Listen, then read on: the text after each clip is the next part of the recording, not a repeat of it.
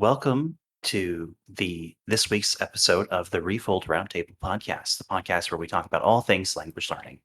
This week, we're talking about how to bridge the gap to native content. I am George. I am the community manager for Refold, and I like languages. And with us today, we have Luke. Do you want to go ahead and introduce yourself, Luke?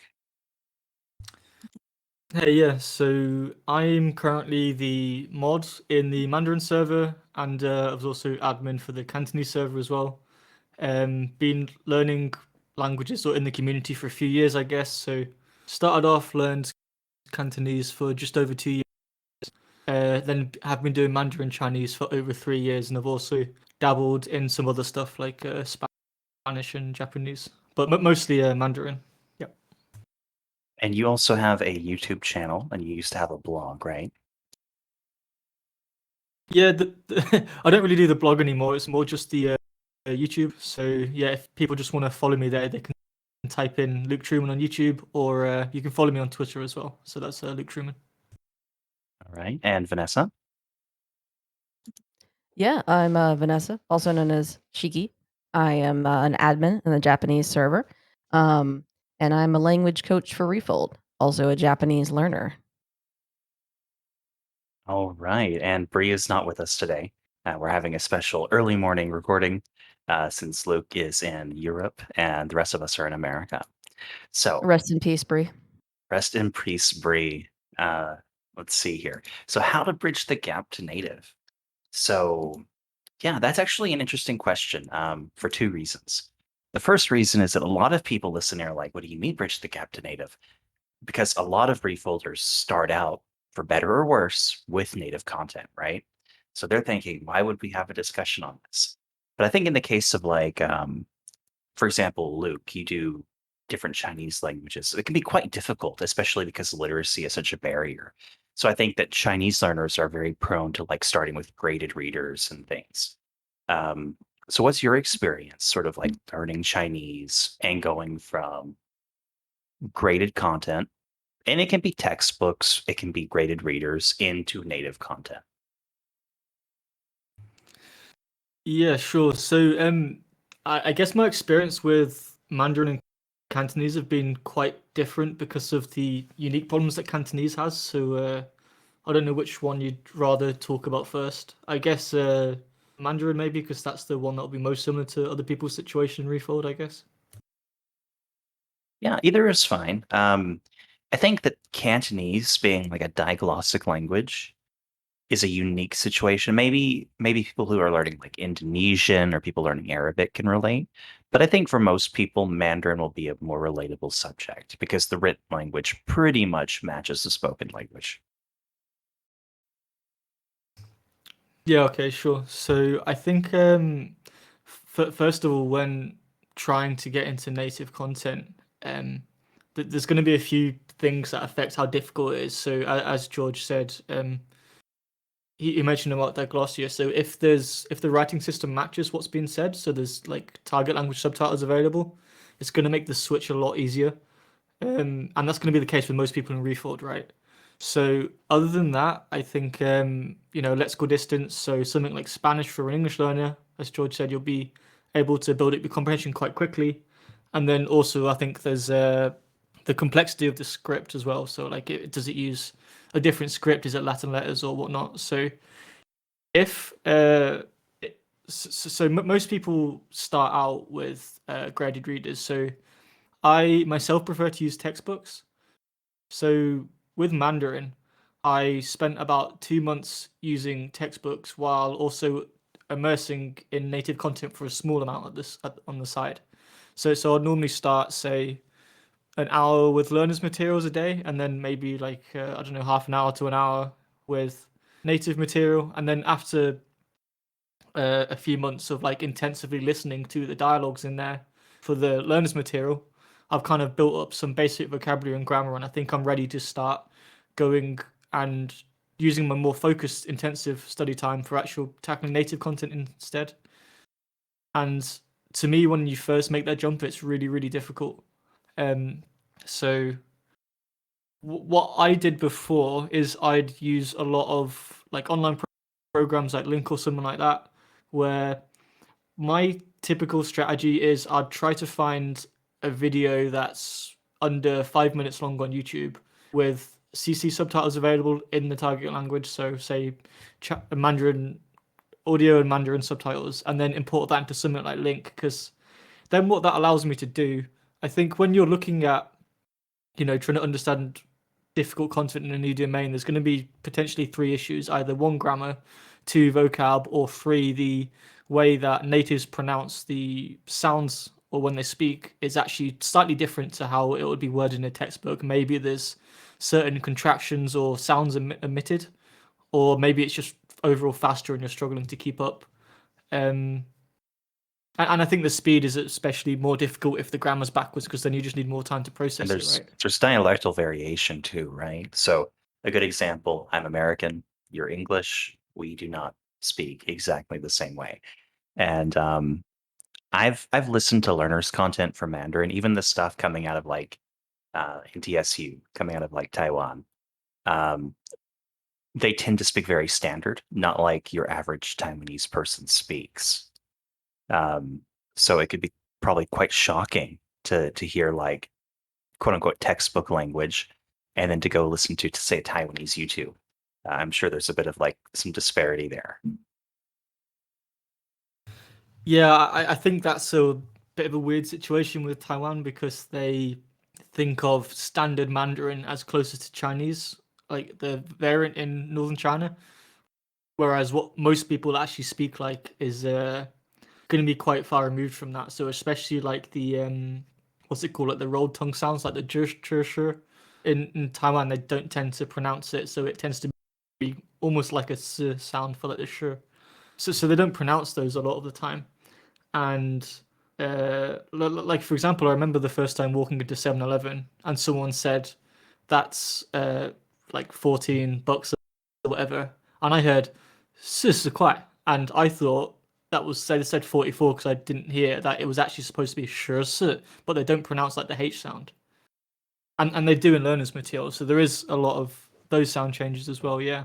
um but I think, generally speaking, for the sound differences, if you have the transcript, you can pick it up. So what I did is I just intensively listened to it at the start.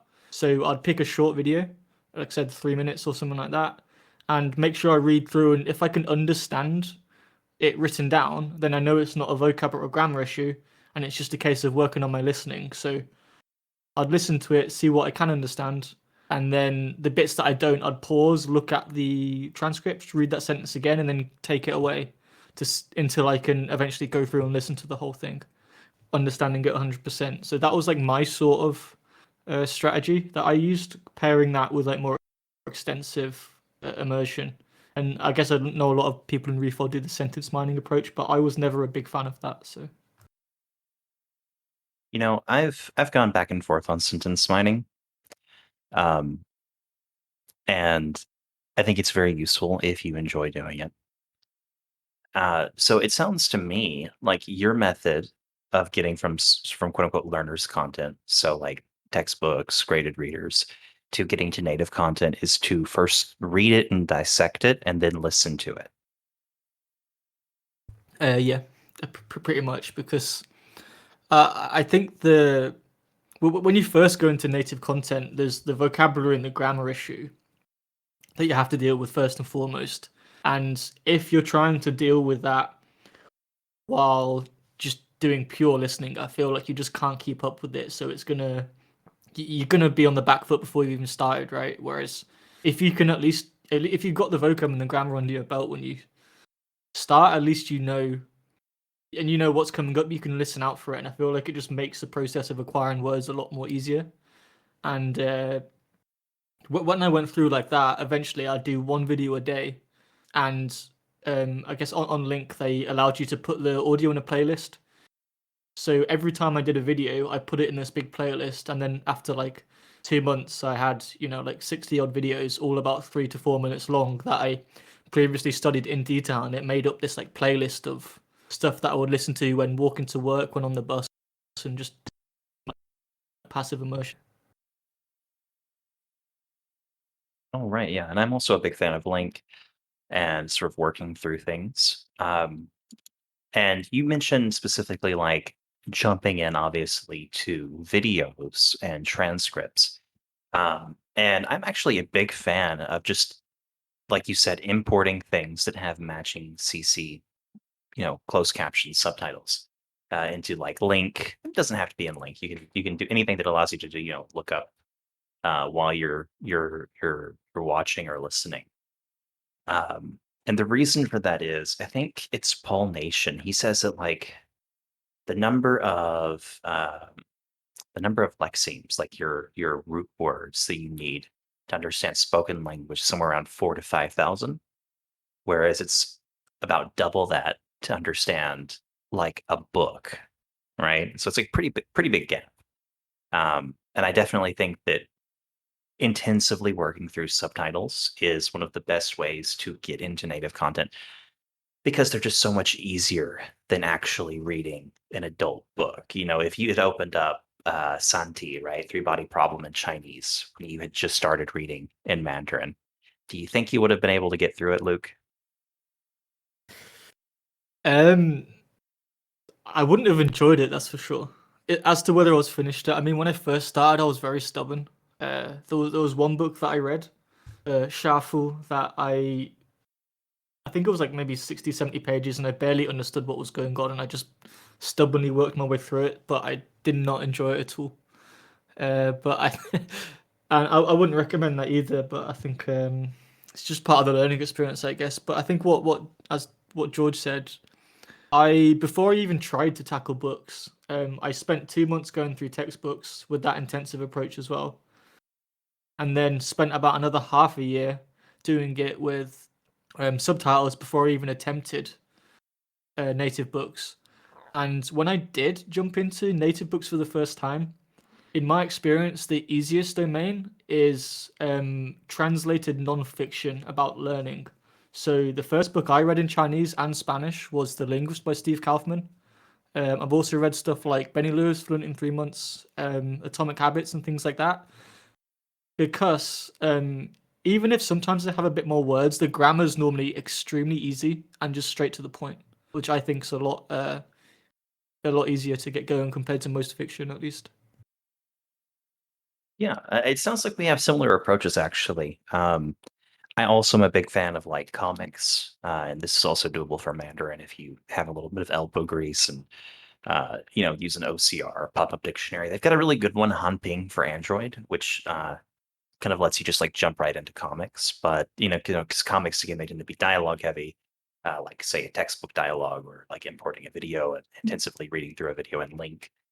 Um, but I'm also a big fan of going through textbooks. And when I say textbooks, I don't mean like going through and doing all of the exercises, but I think that something like intensively working through textbook dialogues using a program like Link is a really good way to get started because again they tend to be dialogues, they tend to be quote unquote practical vocab.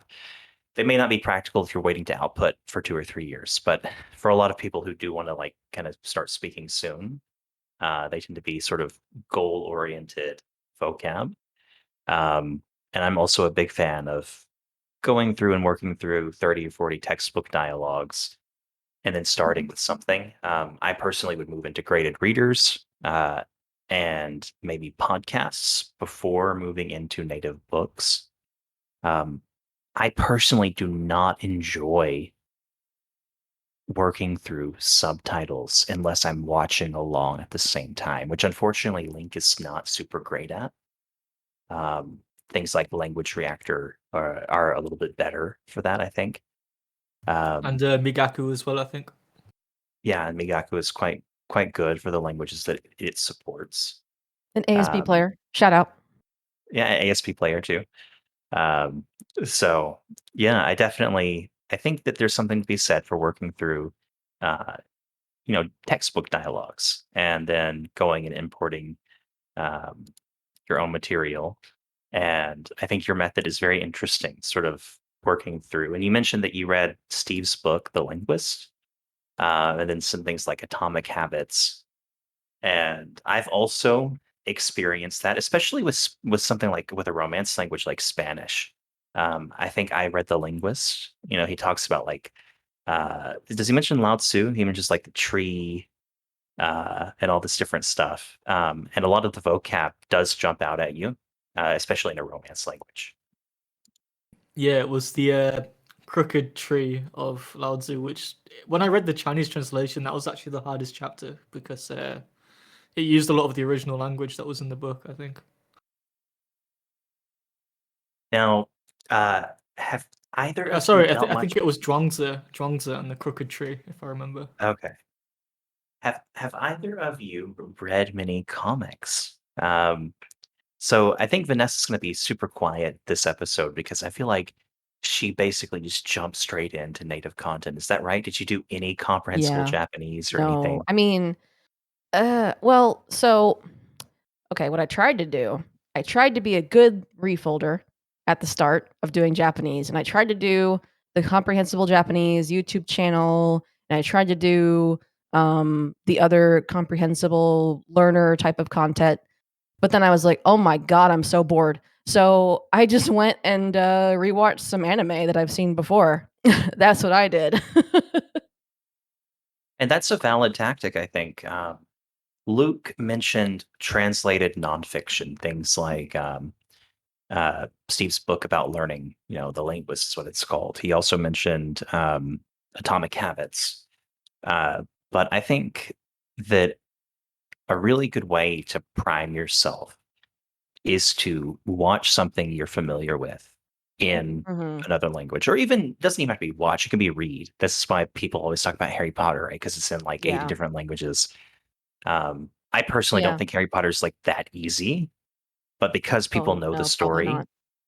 yeah, because people know the story, they kind of like they jump right in. They already know what's going on. They can follow along. So I think Hmm. that's a valid strategy, Vanessa. Even though like you kind of jumped into native content, you jumped into native content more or less that is stuff you already knew from just Yeah. having been an anime fan. Yeah, kinda like the Harry Potter strategy. Like, I watched, I was super obsessed with the show Yu Yu Hakusho when I was, like, a tween, so I was super familiar with the story already and everything, so I just went and rewatched that, in, like, stage 1, stage 2A for Japanese, and it was like I knew what was happening, but I didn't know what people were saying all the time, but that was fine. It just kind of, like, carried me through until my comprehension was higher and I could move on to other things. Yeah, Yu Yu That's a Hakusho, great interesting. show. And Hunter x Hunter. Yeah. I think it's same author, right? Yeah. I haven't seen that one though. Yu Yu But Hakusho is really popular. I think the Filipino dub is actually called Ghost Detective. Ooh, Um, that's a good title. yeah. So I definitely it's definitely sort of like a shonen, but Yeah. it's really it's like a classic. I also grew up with it. I watched the English dub, and I've seen parts of the Filipino dub. But you know me, I've got ADD. I do not sit through series. I give them up. Mm. on the textbook thing, can I just go back and say one point that I wanted to bring up before we move on? I think one good thing about doing this content that's curated at Learners is when you're first starting, if you jump straight into native content and you've got like dictionary lookups and grammar lookup, you don't necessarily understand what you're looking up. Either you look up a word and it comes up with like 20 different things that it could be, which is very true for Japanese, for example.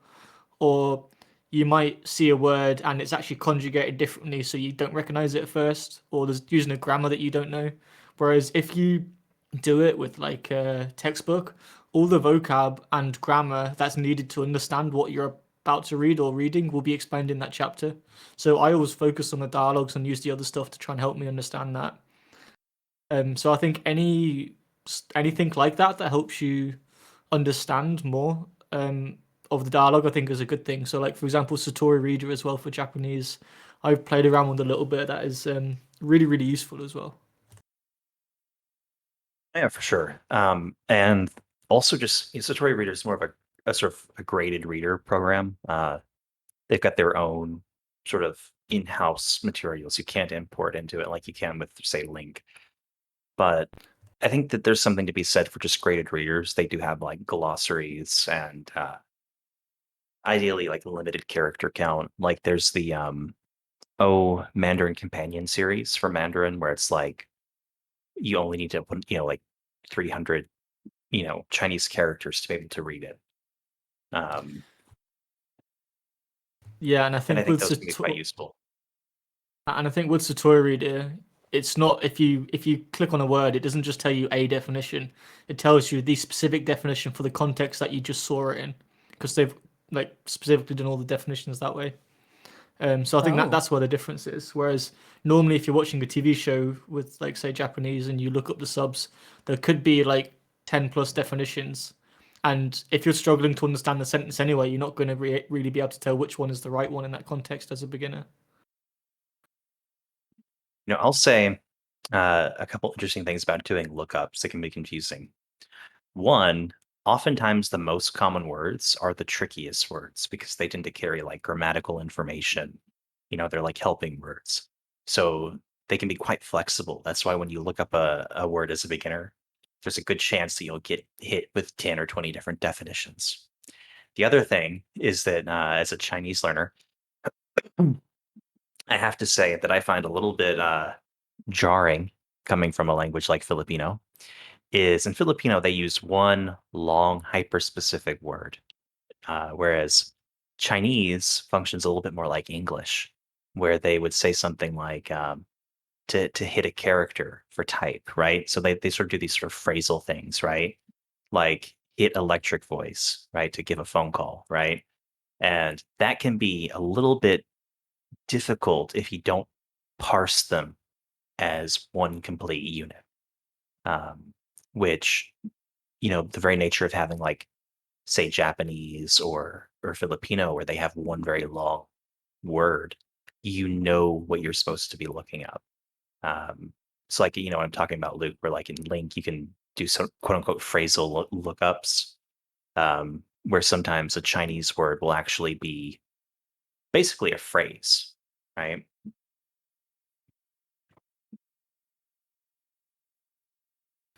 Yeah, I think that's definitely true, and I think that's what, especially it's worth mentioning for those that may not know already. Like when you look at written Chinese, there's no spaces, and it's the same with Japanese as well. Like, so you have to know where to pass the words yourself, as opposed to it just already being spaced out for you. Link does try to do it automatically, but whenever I've looked at it for Chinese and I think Japanese, it's not the best. So I found Link to be a lot more frustrating to work with Chinese and Japanese compared to any other language, just because when they pass the words for you, it's not always correct, and it can just be confusing when you're a beginner, and then you have to edit it manually as well. Yeah, I've heard that the parsing is not so great for those kinds of languages on Link. Yeah, unfortunately, I think that tends to be the norm. There are quite a few tools out there for Japanese that might have better parsing, um, but I definitely think that Chinese parsing is not great. I know Cole, um, also goes by Hulk. He tends to work with parsers himself, and then like everything he reads, he messes with the parser for his program that he uses. I think he uses Magaku. But yeah, it's quite difficult to parse when you don't have spaces. Yeah, I think he made his own parser to feed into the Migaku tool for Cantonese that works better than the default one in the browser. So I think he shared that with the community, and everyone else has been really enjoying it. Because I think that's one of the main challenges. Um, and if I guess the more it is worth saying, like quite quickly, the more words that you know, the easier it is. So once you kind of get, say, 1,000 words under your belt, which might sound like a lot to someone new, but after a few months, if you can get it quite quickly, a lot of the time there'd only be one or two words you don't know in the whole sentence, and when it gets to that point, it's quite easy to pass because most of the sentence you already know. So I think this is only really at the very beginning, and I think in that sort of framework as well, like maybe that's where the graded reader things come into it, because you can learn new vocabulary in situations where they're introducing it with a smaller number of unknowns, so you can pass it a bit easier. Whereas I feel something like, let's say Spanish, because there's so more cognates and it has spaces and the grammar's kind of close to English apart from the genders and the conjugations. Um, it's going to be a lot easier just to jump in. Yeah, for sure. I think cognates go a long way in making things comprehensible, even when they're not quite exactly the same. Just having that same sort of feel to latch onto can definitely help. Now, you mentioned Luke liking the nonfiction stuff, especially the translated nonfiction. So, how important to you guys is initial domain when going out and trying to jump into native content?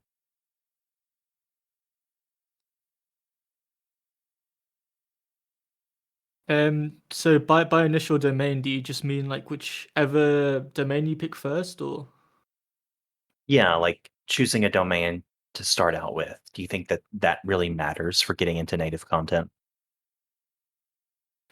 Uh, to be completely honest, it's never really something that I've done before. I tended to, I mean, when I was starting with Mandarin, I tended to watch a lot of the same sort of thing anyway, just because that's what was recommended.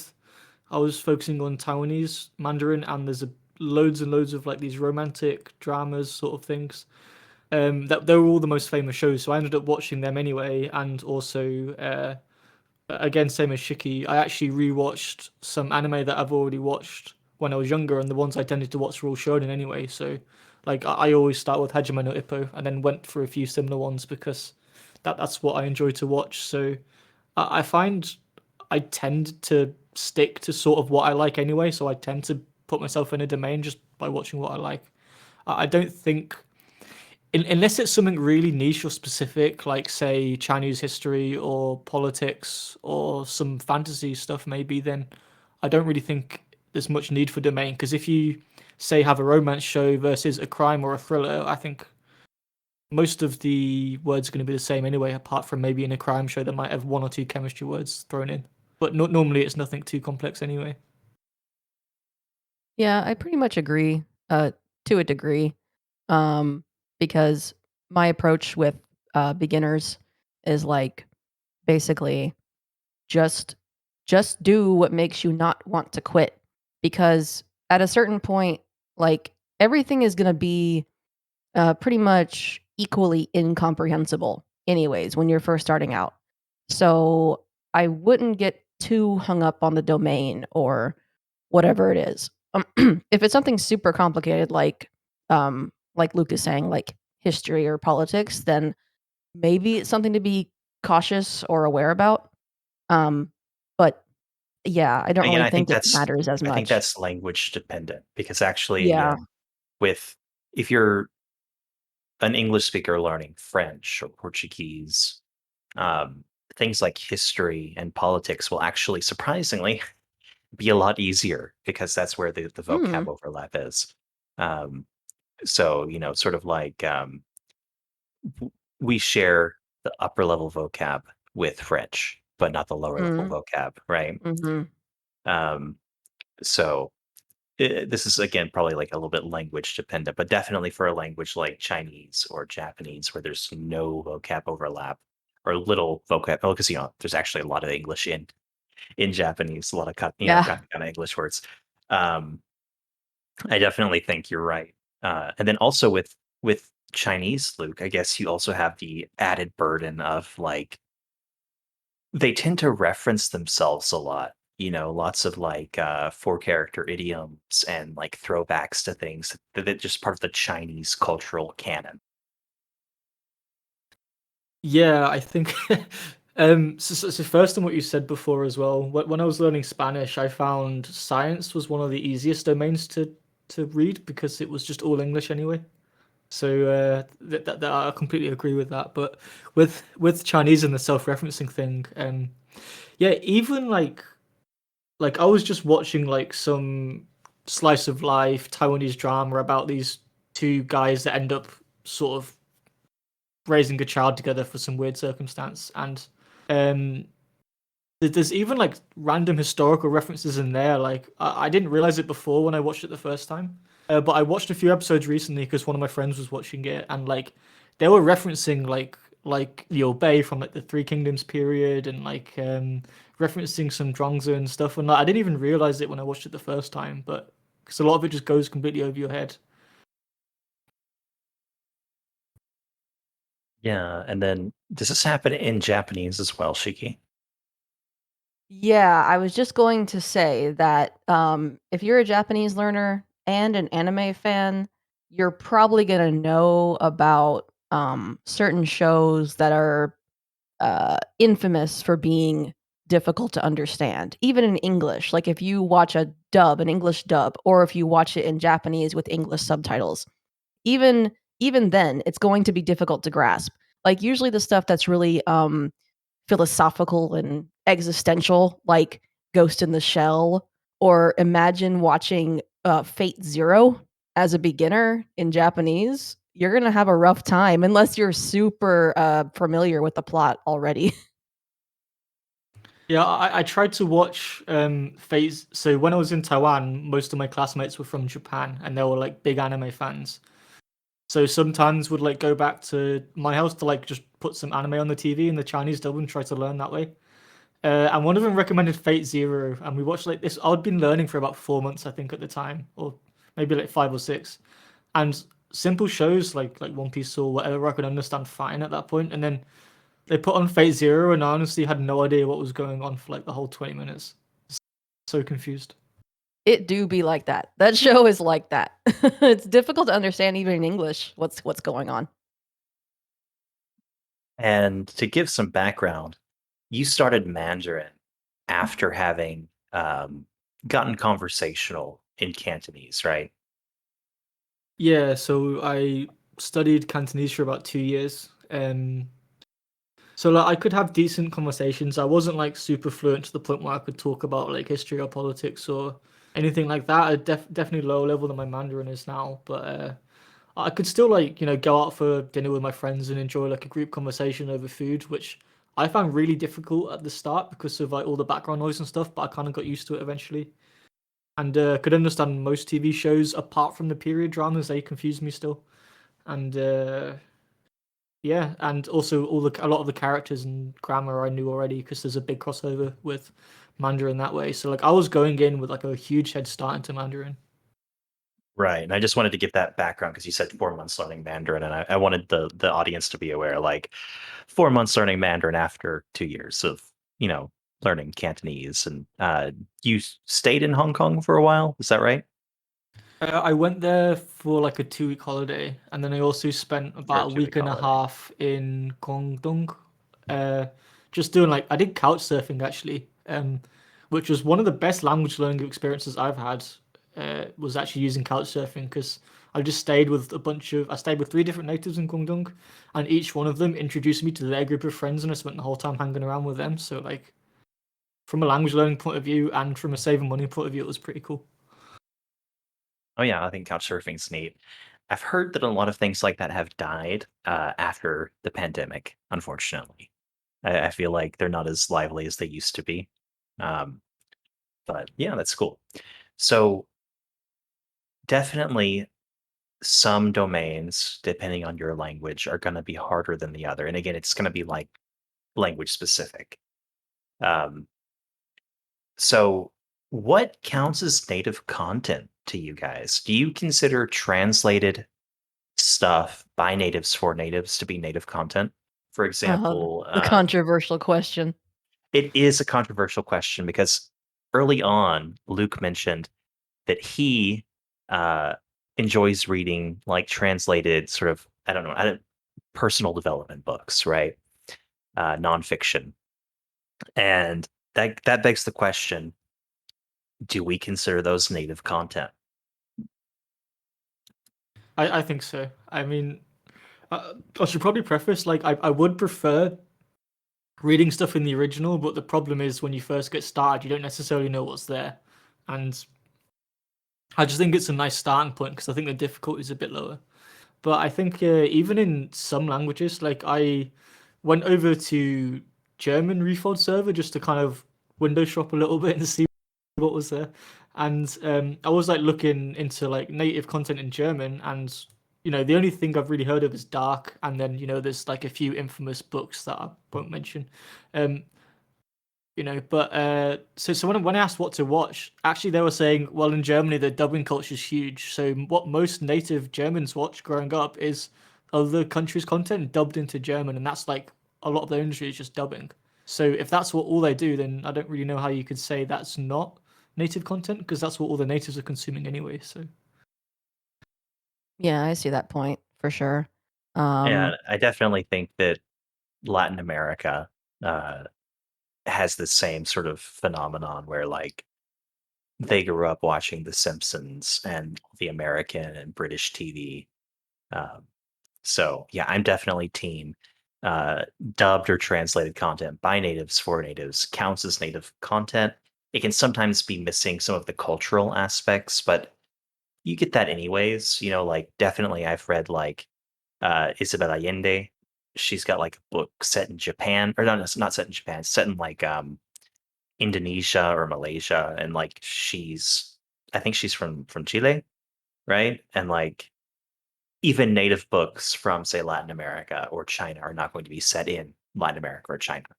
So I do think that there's an argument to be made for counting these as a native content for the purposes of like immersion. I want to just say like one point that maybe a lot of people might not have thought about before. If you're consuming translated content in your target language, I think it's better to be translated from a language that at least has some historical or cultural similarities. So, like for example, German takes a lot of stuff from English, and I remember one scene quite specifically. So one of the first anime I watched with my friends when I was a teenager in the English dub was Death Note.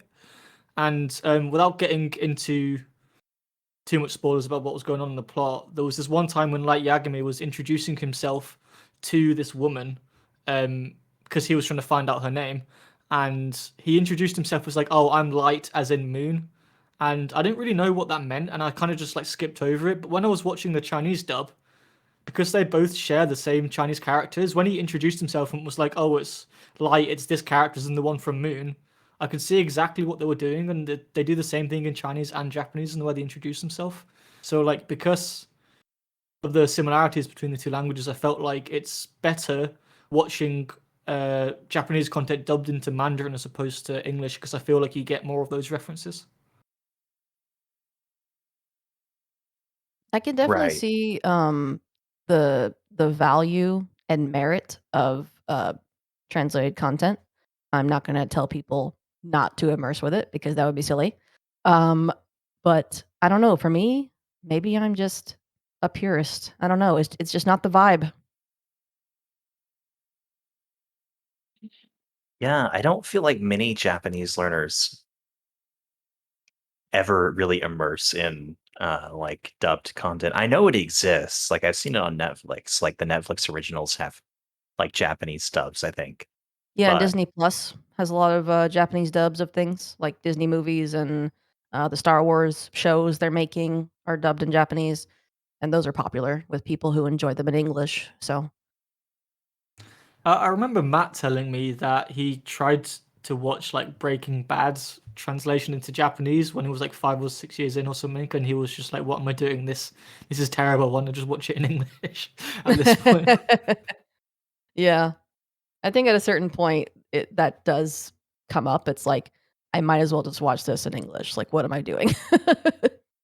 but yeah, now the funny thing you mentioned Breaking Bad. Um, I think it had a Hispanic remake, and I can't think of the name, Metamorphosis or something, but it was remade, I think, for a Latin American audience. So, um, not. I mean, I'm sure there is a translation or a dub of the original, but they just went ahead and remade the whole thing. So I've heard that was terrible though. I don't know if that's just I what did I heard. hear it was bad. I heard it was pretty bad. Yeah, so I mean, so to circle back to getting into native content, for me, as Shiki said, I think she started with Yu Yu Hakusho because she was familiar with it. So when I was starting with Mandarin Chinese, I think the problem that most people have is they're not familiar with any shows originally in the target language. So watching dubbed shows that you know is one way to do that as a stepping stone, in my opinion, to get to more authentic content. So I would consider it native, but I would consider it less authentic, because I prefer watching shows originally from that country. So like if I was learning Mandarin, I'd want to watch like wuxia programs, like martial arts heroes sort of things, and I think that's fine. Yeah, it's definitely language dependent. Yeah, and I think that's changing. I feel like a lot of the newer Chinese donghua are kind of popular. Like I feel like people who are kind of into anime are starting to embrace it, and like things like, King's Ranking and um other Chinese shows are becoming popular. King's Avatar. Um I think Link so Click is hopefully in the quite popular future, as well. yeah, Click is a good one. So I think maybe in the future we'll see less of that. But it is a big problem. When you go into a language, it can be deceptively hard to find content, even if it exists. People will say, I'm learning Filipino and there's no content. I'm like, it's got as many speakers as German. There's content, you just don't know where to find it. So people resort to some pretty drastic measures. On the Refold subreddit, there were people talking about like reading translated religious literature because they couldn't get their hands on other stuff.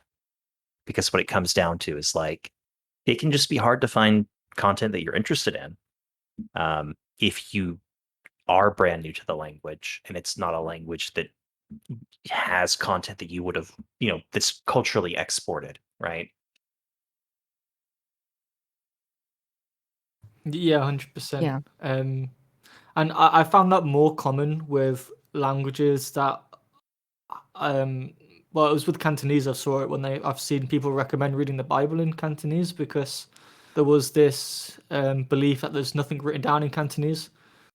So I guess just to explain the situation for those that weren't aware, I mean, George mentioned diglossia earlier, which all it is the language that people speak day to day, and the way that they write is different.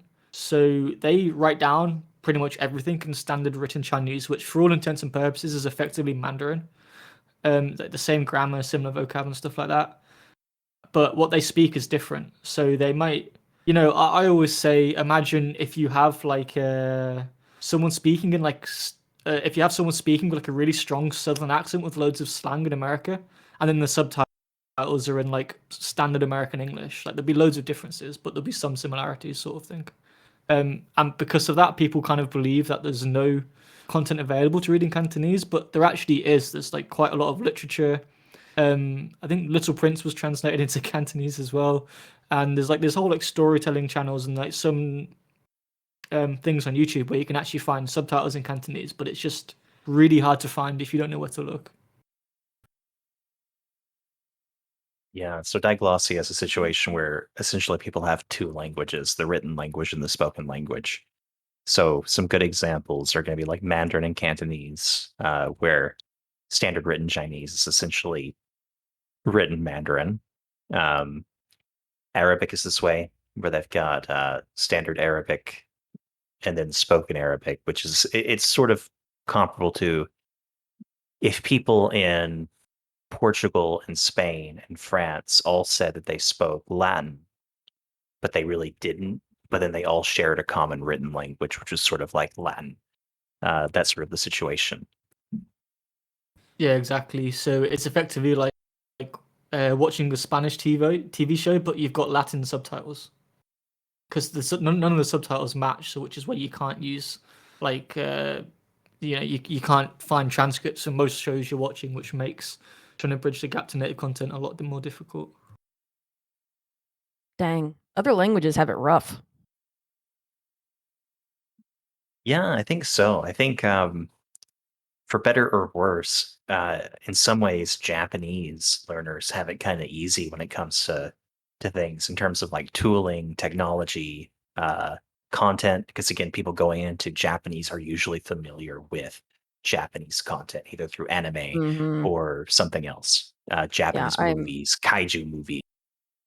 I'm aware of how spoiled we are. And like the OCR in Japanese is really good as well. I was Hmm. messing around with was it Game to Texts, the app, and I was playing Oh Persona yeah. 4, and you can actually put the I bought Persona 4 on Steam, downloaded the game transcripts like well from the game files in my folder on the computer, put it in games to text, and it uses OCR and cross references it with the transcript, so it comes with the closest thing in the game files, and like it's basically 100% every time I look at it, and I just have to drag this little box around it, and you got like replayable like language logs and stuff and all the dialogues in the whole game, and I'm just like how is this a thing? Like I struggle to find like even one enjoyable game in Chinese. But That's what happens when you have overlap of people wanting to learn Japanese who are also uh, devs in their day job. Yeah, it seems to be really common. Either devs or systems engineers. Yeah. Which system engineers, I don't think they actually, can program stuff. They can program machines, but I've also noticed a lot of like systems engineers in the Japanese immersion learning community. Hmm. so, George, have you learned any or have experienced learning any languages with diglossia then? Because I think, really, I think if there's subtitles available or transcripts available for what you're reading, it's just a case of just working through slowly and you'll eventually get there, you know? Whereas I feel like if that's not available for me, that's where the challenge is much bigger and you have to start getting a lot more creative with what you do. So I was wondering if you have any experience with that, or because I've had to do quite a few weird things for Cantonese that people might not have done before. When it comes to jumping into native content in a language that doesn't have a lot of subs, I do have experience. So I've dabbled in Indonesian. I took like a course in it and like learned it off and on over the past couple of years. I'm not great at it, but it's relatively close relative to Filipino, and it's category 2, so it's like not that difficult of a language to get into. It's diglossic, but I'll speak to Filipino, which again is not really diglossic in the sense that um, the written language doesn't match the spoken language, but it doesn't have subs. But the good thing about Filipino, for better or worse, is that there's a lot of code switching. So one thing you can do to ease the burden if you're learning Filipino um, is focus on content that has a lot of English loanwords. Um, so it's quite easy. You find a book that has a lot of dialogue with Taglish, right, where there's a lot of code switching and in English loanwords, and it definitely lowers the burden for getting into reading. Um, if you jump into pure Filipino, uh, you've got almost no overlap in terms of vocab, and that can be quite difficult. So one of my biggest tips to people who come in to learning Filipino is start with a Taglish book, um, and it will be a lot easier. Now, nowadays, we do have people who like pay to have like matching transcripts made of YouTube channels, and it's come a long way in the 5 or 6 years that I've been learning Filipino. But back in the day, we didn't have that. We didn't have any matching subs. So my my method to getting into native content, and I pretty much jumped into native content after I finished the whole textbook treadmill, because again, graded content just isn't a thing for Filipino. Was to focus on stuff that was very colloquial with a lot of English words. It might just be um, the fact that we are in this immersion learning community in the Refold network, but it seems like there's been this recent explosion of tools for language learning. Like, I just thought of the whole Whisper AI thing to automatically transcribe YouTube videos and other things. And it's like, it's kind of crazy because it's like the best time to learn a language is today. And if it's not today, it's tomorrow. Because it's like there's just so much coming out recently, it seems. Oh, it's amazing. When I first started Filipino in the dark days, The um, dark we days. didn't we didn't we didn't have it wasn't supported on Link. Link just got it like 2 months ago. Tagalog.com did not have the frequency deck, so the owner JCOS, he started paying people to like license their YouTube content and put matching transcripts. And then after he got enough of those, he used that corpus to generate his own frequency deck, like get on the Refold sort of ideology. And like nowadays coming in, you've got like tons of videos with matching transcripts. You've got a really good frequency deck up to the first 2,000 most frequent words. And I think a lot of languages are that way. When it comes to like jpdb.io, right? Like all of these cool tools are coming out. So I think we are kind of living in this like language learning boom where like Luke, Language learning renaissance. when did you start learning Cantonese, Luke? 2016. 2016. So that's quite some time ago. And I imagine the tools were just not there. When I started learning Cantonese, I tried to Google what was available, and it came up with CantoneseClass101.com, complete teach yourself Cantonese, and then watch TV shows. I think was more or less the and they had Pleco then. Thank God, Pleco was a lifesaver. The dictionary app for Chinese that has Cantonese support as well. And I remember when I was about 4 months into learning Cantonese, one of the online polyglot called Ollie Richards released this thing called Cantonese Conversations, which to me was like, this is the best thing ever. He basically got about, I think, 5 or 6 friends from Hong Kong, recorded about 30 dialogues of them just talking about different topics between themselves, all about 5 minutes long, and then just hired someone to transcribe the whole thing and kind of picked out relevant words for vocab lists and stuff.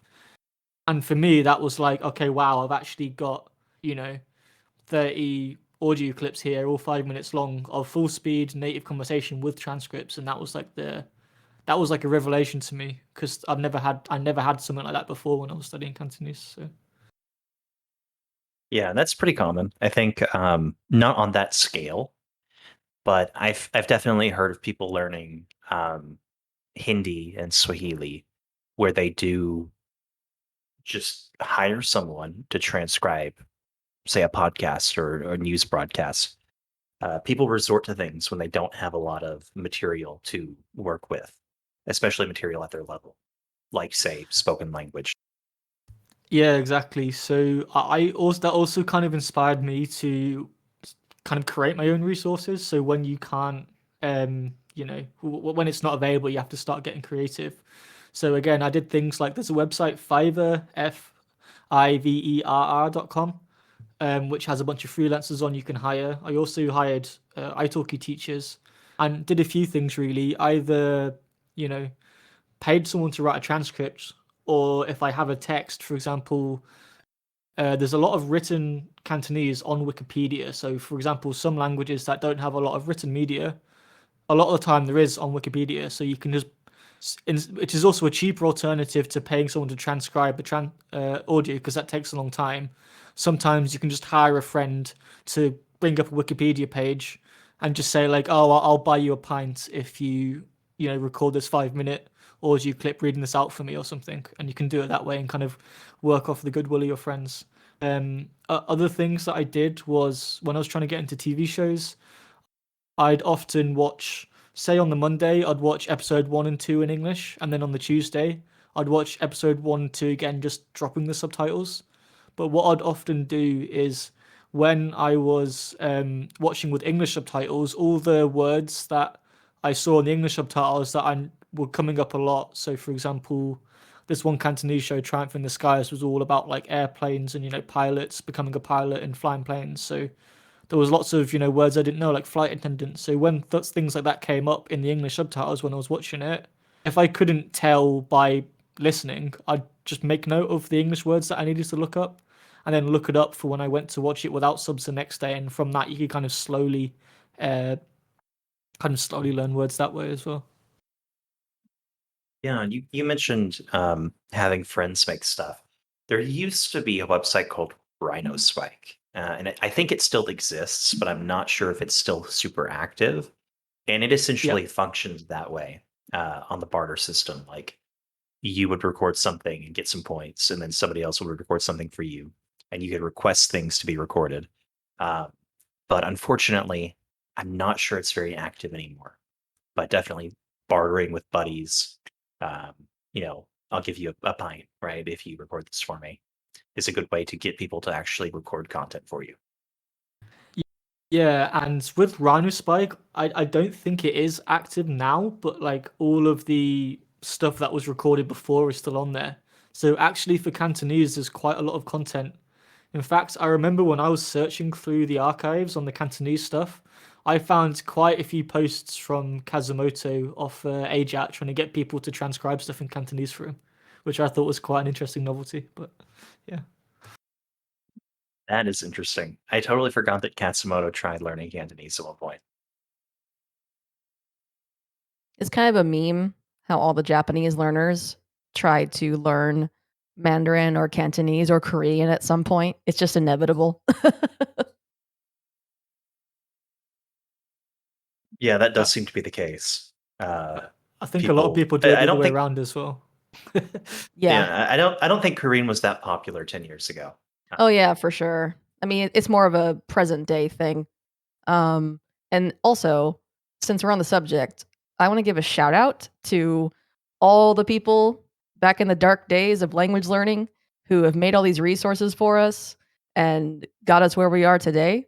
So, thank you to all those unnamed people in the past.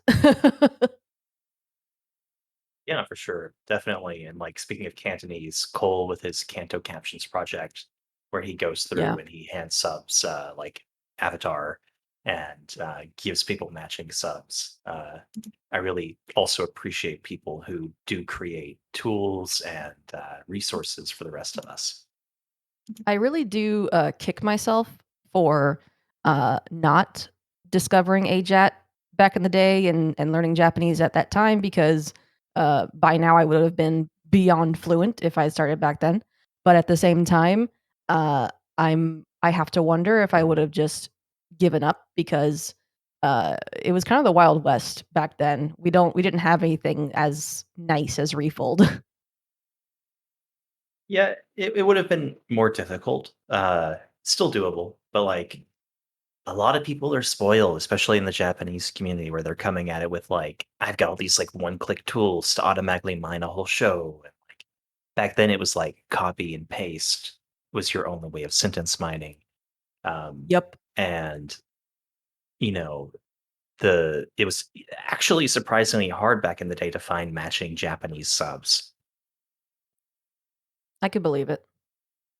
On that point though, I mean it's probably a little bit off topic, but just but now things are becoming very easy to look stuff up. You know, you've got lots of, especially e-readers. So, you know, I mentioned Satori Reader with Japanese earlier. You've got stuff like Link, which is great for especially European languages. You've got Pleco for Chinese. I think and also Kindle as well. It's worth pointing out. I think when it becomes, these are very useful in the beginning, but past a certain stage, I think once you don't have to do as many lookups, I think it can be a bad thing to keep on using these tools because it gets you in the habit of looking stuff up too much, which is why after I think about a year into Mandarin, I switched to reading more on paperback and taking the time to actually, you know, have to go onto my phone, draw out the new character with my finger onto the like sketch pad and look it up that way. I found A, it makes me be more selective about what I'm actually looking up, and B, when I do look it up, it sticks in my head a lot better because I had to draw it out. So I do think there's merit to kind of going old school with a lot of this stuff as well. Yeah, Yeah. and I think I totally agree that being selective and taking more time for your lookups kind of leads to you actually remembering better. Um, there's something about those instant lookups that can be like sometimes you're so focused on understanding the material that you do the lookup, you get the definition, and then you move on, and you don't actually process the word. But I do want to take it back and on the note of like making content, one thing I've always wanted to do with the Refold podcast is to subtitle it.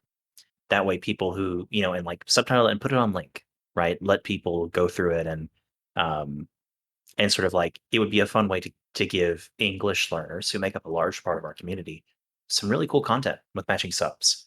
Well, And that'd I be think it's cool. something, yeah, I think it's something we could actually do. I don't think it would be super difficult. Whisper Um, AI.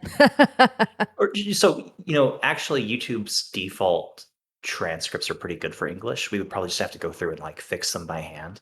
Oh I've yeah. always wanted to do that. I feel like it would be so great to like people coming from like Mr. Salas, our Spanish speaking partners, YouTube community, um, give them some like that same domain that Luke was talking about, like talking about language learning, and it's a very narrow focus, kind of like not super difficult if you're in the community to get into. Yeah. Yeah, English learners listening, let us know if you would like us to do that. Yeah, let us know. Um, and on that note, I think this is a great organic stopping point, how to bridge the gap to native. So, thanks for tuning in to this week's episode of the Refold Roundtable podcast. If you're tuning in for the live premiere, make sure to join us for the after party immediately after the podcast in the Refold Discord. If you love this episode and want to hear more, you can listen to past episodes on YouTube and Spotify. If you enjoyed this episode, make sure to give us a like and leave a comment to let us know. If you want to suggest a topic for a future episode, we would love to hear from you. Suggest future topics in the Refold Discord. Thanks for tuning in to this week's episode of the Refold Podcast. We hope you enjoyed listening and maybe even learned something new. Projects, events, and content like this podcast are only possible thanks to our generous patrons. If you liked this and want to see more similar projects, please consider supporting us on Patreon. Visit community.refold.la/Patreon-benefits to learn more.